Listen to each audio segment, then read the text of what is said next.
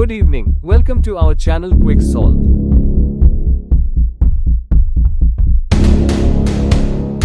सोचिए, एक कंपनी जो एक रिसर्च लैब की तरह शुरू हुई, आज दुनिया की सबसे तेजी से बढ़ने वाली टेक कंपनियों में से एक बन गई है। हम बात कर रहे हैं ओपन एआई की। तो चलिए आज हम इसी कहानी को डिकोड करते हैं कि कैसे सही इन्वेस्टमेंट, जबरदस्त प्रोडक्ट और एक स्मार्ट डिजिटल स्ट्रैटेजी ने जीपीटी को एक मल्टी बिलियन डॉलर बिजनेस बना दी। आज की हमारी चर्चा में हम देखेंगे कि ओपन एआई का सफर कैसा रहा। पहले हम बात करेंगे उसकी मजबूत कैपिटल फाउंडेशन की, फिर देखेंगे कि कैसे कंपनी जीरो से बिलियंस तक पहुंची, उसकी वायरल ग्रोथ का राज क्या था, रेवेन्यू बढ़ाने वाले टूल्स कौन से थे, बिजनेस मॉडल की पूरी बनावट कैसी है और आखिर में आने वाले समय में उसके सामने क्या चुनौतियां हैं। किसी भी बड़ी टेक्नोलॉजी से पहले एक बहुत जरूरी चीज होती है पैसा, और ओपन एआई के मिशन को रफ्तार देने के लिए पैसों की जरूरत थी, बहुत सारे पैसों की। यही वो ईंधन था जिसने इस पूरी यात्रा को पावर दी। तो ये सब शुरू कैसे हुआ? देखिए, कहानी शुरू होती है 2015 से। तब ओपन एआई एक नॉन प्रॉफिट संस्था थी, मतलब जिसका मकसद पैसा कमाना नहीं था, और इसे शुरू करने के लिए टेक जगत के बड़े बड़े नामों ने करीब $1 बिलियन देने का वादा किया था। लेकिन फिर आया 2019 और ये एक बहुत बड़ा टर्निंग पॉइंट था। माइक्रोसॉफ्ट ने इसमें $1 बिलियन इन्वेस्ट किया और इसके साथ ही ओपन एआई एक कैप्ड प्रॉफिट मॉडल पर शिफ्ट हो गया। मतलब अब वो पैसा कमा सकते थे, लेकिन एक लिमिट तक। इससे उन्हें और पैसा जुटाने और बेस्ट लोगों को नौकरी पर रखने में आसानी हुई और वो अपने असली मिशन से भी नहीं भटके। और फिर 2021 से 2023 के बीच तो माइक्रोसॉफ्ट का सपोर्ट और भी ज्यादा बढ़ गया। कुल मिलाकर माइक्रोसॉफ्ट ने ओपन एआई में लगभग $13 बिलियन का इन्वेस्टमेंट किया। ये कोई छोटी मोटी रकम नहीं है, ये एक असाधारण अमाउंट है, और यही वो मजबूत नींव थी जिस पर ओपन एआई ने अपने बड़े बड़े प्लान्स खड़े किए। तो सवाल यह है कि इतने पैसे का हुआ क्या? असल में इस पैसे से वो चीज खरीदी गई जो एआई के लिए सबसे जरूरी है, मैसिव कंप्यूट पावर।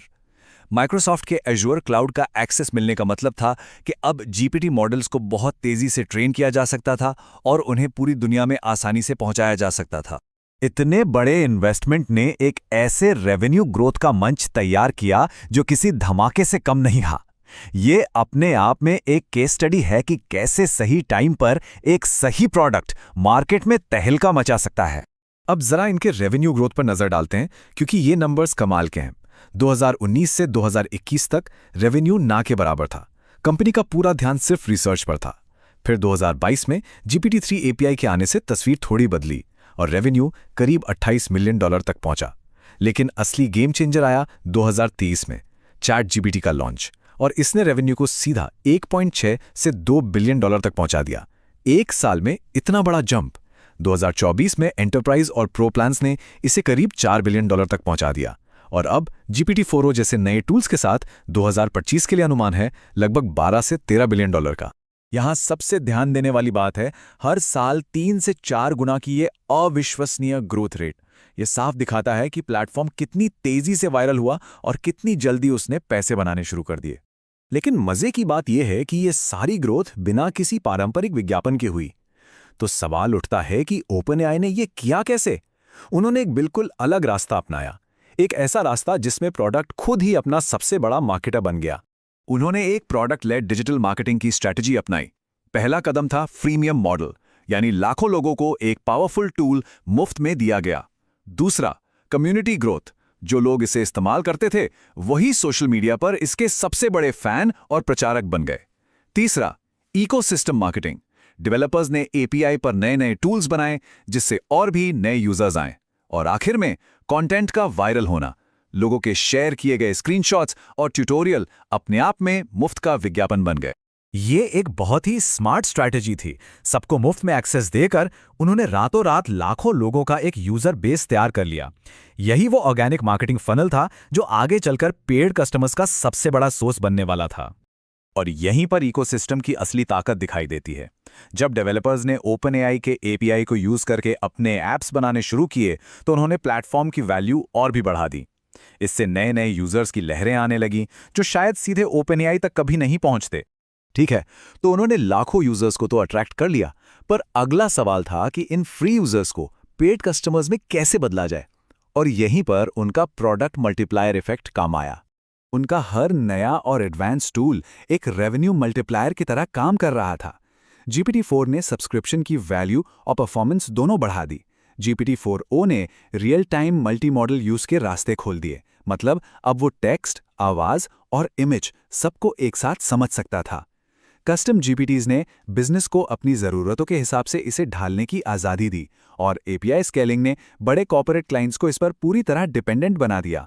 तो पूरा बिजनेस लॉजिक बड़ा सीधा है। जितने ज़्यादा एडवांस टूल्स होंगे उतना ही ज़्यादा यूज़र इनसे जुड़ेगा, और कोई जितना ज़्यादा इन टूल्स का इस्तेमाल करेगा उसके लिए किसी दूसरे प्लेटफॉर्म पर स्विच करना उतना ही मुश्किल हो जाएगा।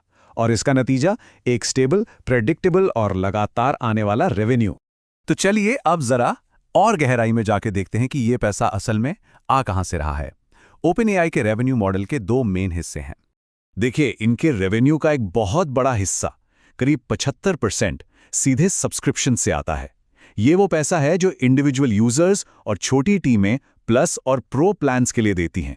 बाकी का जो 25% है वो API यूसेज और बड़े-बड़े एंटरप्राइज कॉन्ट्रैक्ट से आता है। इसे मंथली रिकरिंग रेवेन्यू या MRR मॉडल कहते हैं, और ये मॉडल इन्वेस्टर्स को बहुत पसंद आता है क्योंकि इससे एक अंदाजा रहता है कि हर महीने कितना कैश फ्लो आएगा। यही चीज़ किसी भी बिजनेस को लंबे समय के लिए प्लानिंग करने और स्टेबल रहने में मदद करती है। लेकिन ये पूरी कहानी सिर्फ ग्रोथ और पैसों की नहीं है। जब कोई कंपनी इतनी तेजी से आगे बढ़ती है तो उसके साथ बड़ी बड़ी जिम्मेदारियां भी आती हैं, और OpenAI के सामने भी कुछ बहुत बड़ी चुनौतियां हैं। रेवेन्यू के अलावा कंपनी को बहुत मुश्किल चुनौतियों का सामना करना पड़ रहा है, जैसे कि इंफ्रास्ट्रक्चर की भारी लागत, एथिकल जिम्मेदारियां, AI मॉडल्स के अंदर के भेदभाव को मैनेज करना और दुनिया भर में बन रहे नए नए सरकारी नियम। ये चुनौतियां उसकी फाइनेंशियल सक्सेस जितनी जरूरी हैं। तो ये एक तरह का बैलेंस बनाने वाला काम है। एक तरफ है इनोवेशन, यानी टेक्नोलॉजी को लगातार आगे बढ़ाते रहना, और दूसरी तरफ है जिम्मेदारी, यानी ये पक्का करना कि टेक्नोलॉजी का इस्तेमाल सेफ और सही तरीके से हो। ग्रोथ और सेफ्टी के बीच का ये संतुलन ही कंपनी के भविष्य को तय करेगा।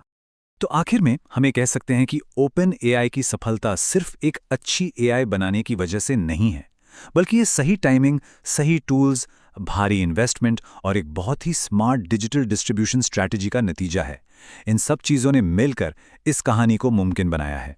इसमें कोई शक नहीं कि GPT बहुत पावरफुल है, लेकिन आखिर में इसका समाज पर कैसा असर होगा, ये इस बात पर निर्भर करेगा कि हम सब मिलकर इस टेक्नोलॉजी का इस्तेमाल कैसे करते हैं।